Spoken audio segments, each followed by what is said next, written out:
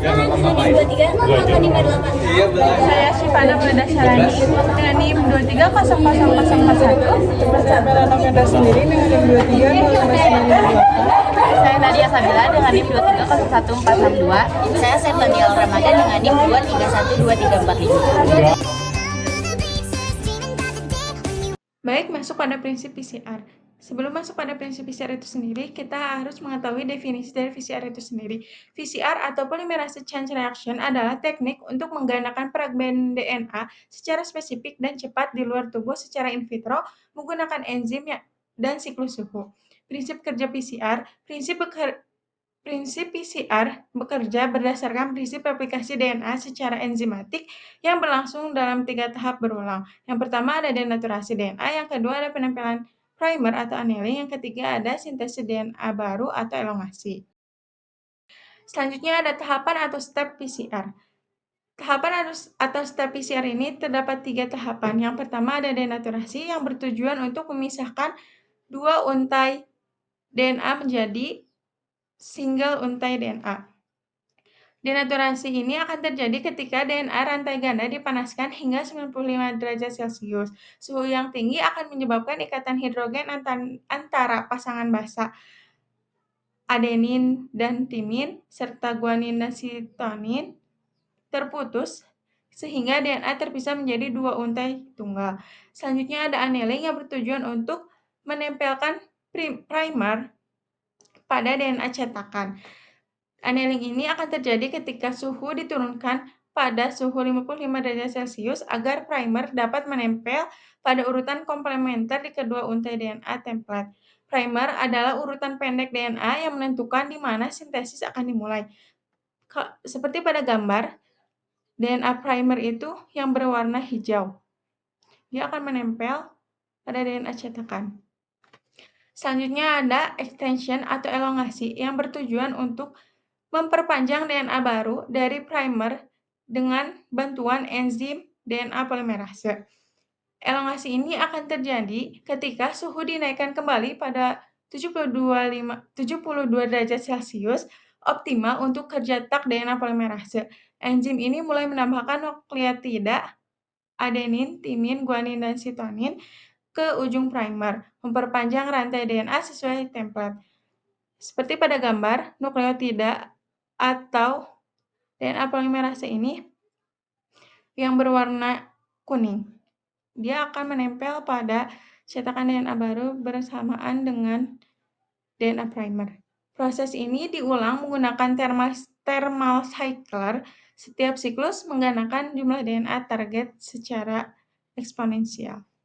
Nah, selanjutnya yaitu kita membahas tentang komponen-komponen penting dalam reaksi PCR. Yang pertama yaitu ada DNA sampel. Nah, yang kedua yaitu ada primer, forward, dan reverse. Yang ketiga yaitu ada deoxynukleotida triphosphate. Nah, yang keempat yaitu ada tag polimerase. Nah, yang kelima yaitu ada mix buffer dan MgCl2. Keenam ada PCR tube. Selanjutnya yang ketujuh yaitu ada thermal sealer. Nah, pada sequence gen ini terdapat dua komponen, yaitu komponen F dan juga komponen R. Masing-masing akan dihitung untuk mendapatkan suhu Tm-nya. Lalu suhu Tm yang terkecil dari dua komponen ini akan digunakan untuk menghitung suhu Ta. Jadi itu langsung saja ya. Pada komponen F ini terdapat basa ATG, CTG, triple T, CGA, triple T, GTG, TCT, dan juga TG. Lalu kita akan mencari suhu Tm-nya. Rumusnya yaitu 2 kali basa A ditambah basa T ditambah 4 dikali basa C ditambah basa J. Kita akan hitung untuk basa A dan basa T-nya. Basa A dan basa T-nya ada 1, 2, 3, 4, 5, 6, 8, 9, 10, 11, 12, 13, dan 14. Lalu kita akan menghitung basa C dan G-nya, yaitu ada 1, 2, 3, 4, 5, 6, 7, 8, 9. Lalu kita hitung untuk hasilnya, yaitu 64 derajat Celcius untuk suhu TM. Lalu kita akan menghitung juga suhu TM pada komponen R. Pada komponen R, kumpulan basa nitrogennya yaitu ada CTA, ATA, GGA, GAA, AAG, GCT, AAA, C. Kita akan menghitung suhu TM-nya dengan rumus yang sama, yaitu 2 dikali basa A ditambah basa T ditambah 4 dikali basa C ditambah basa G. Lalu kita akan menghitung jumlah basa A dan T-nya ada 1, 2, 5, 6, 7, 8, 9, 10, 11, 12, 13, 14.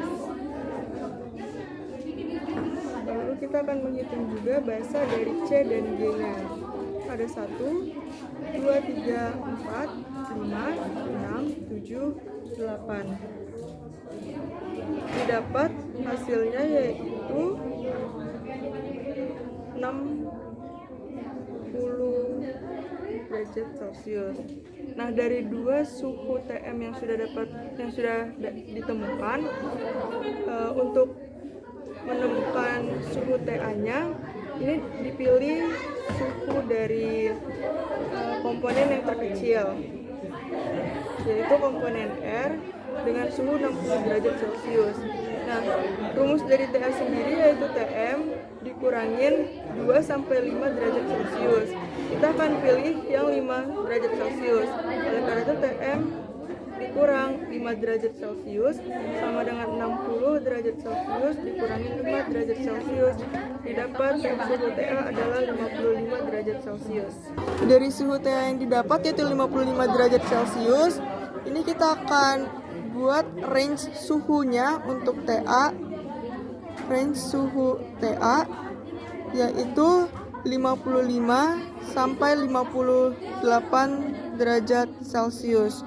Hal ini kan tadi dikarenakan kita mengambil pengurangan untuk TM-nya ini di 5 derajat Celcius ya.